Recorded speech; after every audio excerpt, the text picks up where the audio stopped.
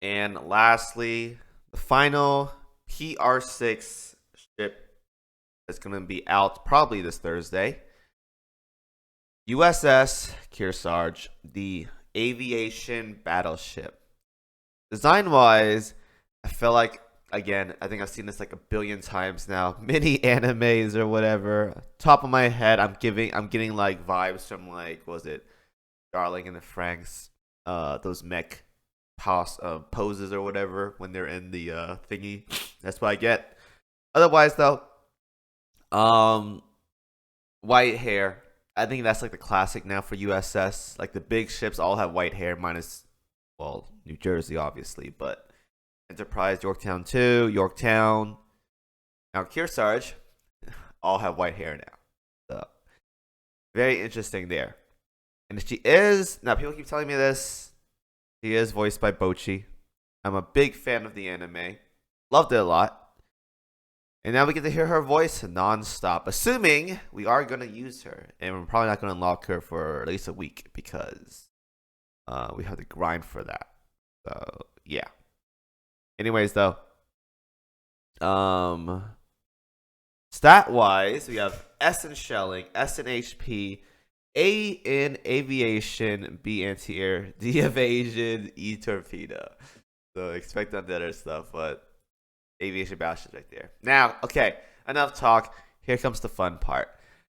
She is going to be very interesting. She's going to be one of those ships, I feel, more than ever, that's either going to be a hit or miss. She's either going to be very, very good or she's going to be very, very bad.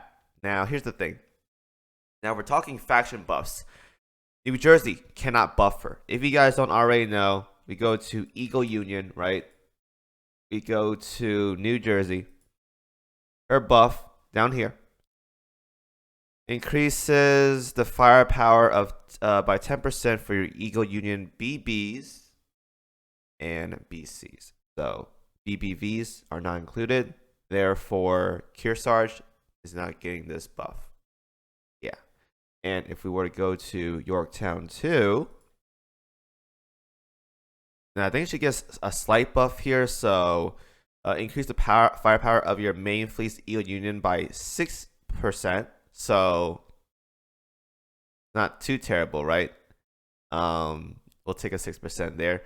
But that means if you use Yorktown 2 with Kearsarge, you pretty much you have to use a second carrier. So it's probably going to be Enterprise there.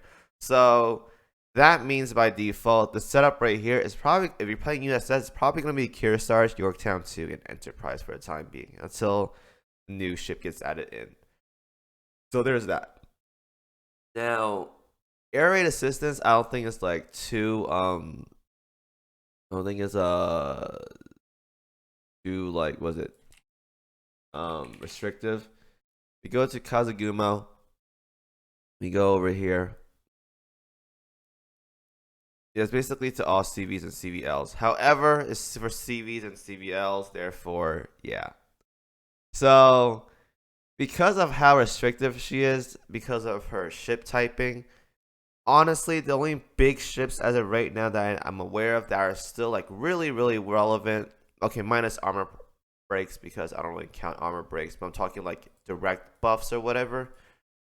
Helena's a debuff that doesn't count. Casino. I'm not using Casino. It's gonna be Yorktown 2 and Plymouth. I honestly do believe that with Kearsarge being in the game, and if she's really, really good, Plymouth is just gonna be even better because her buff right here, exposed enemies take 18%. Well, it's a debuff. Well, no, it's a buff. So okay, whatever. Exposed enemies take an 18% increased damage from your flagship if she is a battleship, battle cruiser, or an aviation battleship. I honestly do feel that when the developers designed Plymouth, they already had Kearsarge involved or in mind. They just didn't release her that season because I don't think many ships have a BB, BC, or BBV. Most of the time it ends off at BB or BC. So BBV right here, I honestly do believe that they had them in mind. Design-wise, too, they're kind of similar. I think the artist for Kearsarge is YD that drew New Orleans, so that's pretty cool there. But again, Plymouth and Kearsarge are probably going to be really best friends. Now, going back to what I was saying earlier about the hit or miss thing, she's not getting buffed by many ships in the game. Helena, Plymouth, Yorktown too, I guess. But if you do that, you're gonna have to run both of those together. All right, and it's gonna be a very weird fleet, but it could work out. Now, we don't have many aviation battleships in the game as of right now. I think we have like Yamashiro and her and whatever that F1 is, I forgot, but her sister. They weren't amazing. We also got Hyuga as well too, which was the battleship that started off. They went aviation battleship. That also was a hit. That was also a failure. So she has to be really, really good. Otherwise, though, I just don't see a spot in her in most fleets as of right now, unless her kit is absolutely phenomenal to a point where she does so much damage, it's gonna be insane. Now, if we look at the designer or whatever, I think some people posted like how she looks like in a lot of the other pictures or whatever. You can tell a lot by how strong a ship is by character design. I honestly do feel that if you look at a ship and you look at their design, you could probably get a good gauge of how they're gonna perform or whatever based off how powerful the art is gonna be. So we go over here. Let me go pull this up real quick. We go to the Japanese post right here, right?